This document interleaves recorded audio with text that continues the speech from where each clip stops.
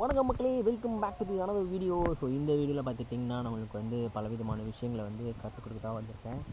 So this place is look like a heaven.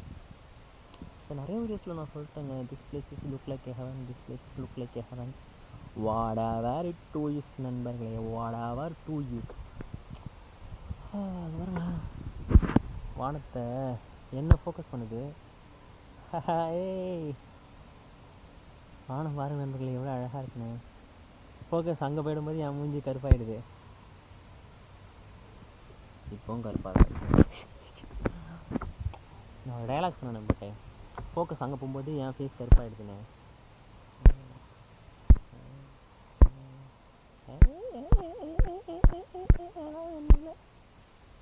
இதில் பார்க்க நான் கொஞ்சம் இதுதான் என் ஒரிஜினல் கலர்.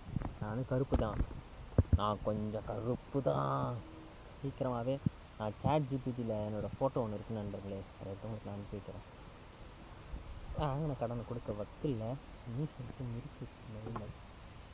மீசை என்பதே ஒரு மயிர் தானே. எவ்வளோ கடன் கொடுக்கணும்? ஆல்மோஸ்ட் 20,000 ருபீஸ் அடைச்சிட்டேன்னு நினைக்கிறேன். 22,000 அடைச்சிட்டேன். 44,000 22,000 அடைச்சிட்டேன். இன்னும் எவ்வளோ அடைக்கணும்? எத்தனை சேனல் அப்பீல் போட்டால் ஓகே ஆகணும்? கிட்டத்தட்ட இன்னும் ஒரு 5 சேனல் அப்பீல் ஓகே ஆச்சுன்னு வச்சுங்க, இன்னும் மீதி கடனை அடைஞ்சிரும். அதுக்கப்புறம் பண்ணுற ஒர்க்கெல்லாம் வந்து ப்ராஃபிட் தான். ஆனால் இனிமேல் செத்தாலும் எனக்கு பிசி வாங்கி தர மாட்டாங்க. அது பர்சனல் சுச்சுவேஷன்ஸ்னால சம்டைம்ஸ் அதை கொடுக்க வேண்டியதாக போச்சு. எனக்கு தெரிஞ்சு இந்த கடனை முடிச்சதுக்கப்புறம் காண்டாக்டே வச்சுக்க மாட்டாங்கன்னு நினைக்கிறேன். ஏன்னா நானும் வந்து சில பல ஒர்க்கில் மாட்டிக்கிட்டேன் வேறு.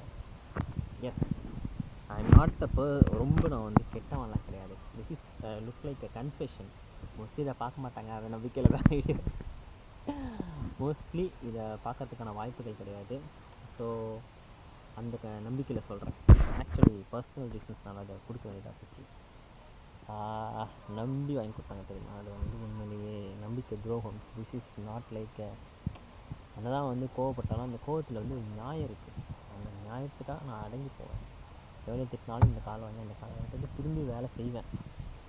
ஆனால் வந்து கொடுத்த டைமில் இந்த ப்ராஜெக்டை முடிக்காதனால என் பேர் ரொம்ப டேமேஜ் ஆகிடுச்சு. ஒரு ஹோப், ஒரு ட்ரஸ்ட், ஒரு நம்பிக்கை இருந்துச்சு. பட் அன்ஃபார்ச்சுனேட்லி அது மொத்தமாக -6 ஆகிடுச்சு. இனிமேல் நான் என்ன தான் கஷ்டப்பட்டாலும் திரும்பி அந்த ஒரு ட்ரஸ்ட்டை வந்து பில்ட் பண்ண முடியாது. Trust can be rebuild, pyramids can be rebuild நண்பர்களே, but trust can be rebuild. அங்கே ஏதோ பாம்பு இருக்க மாதிரி நினச்சி நான் பயந்துட்டேன். ஆனால் துக்கடா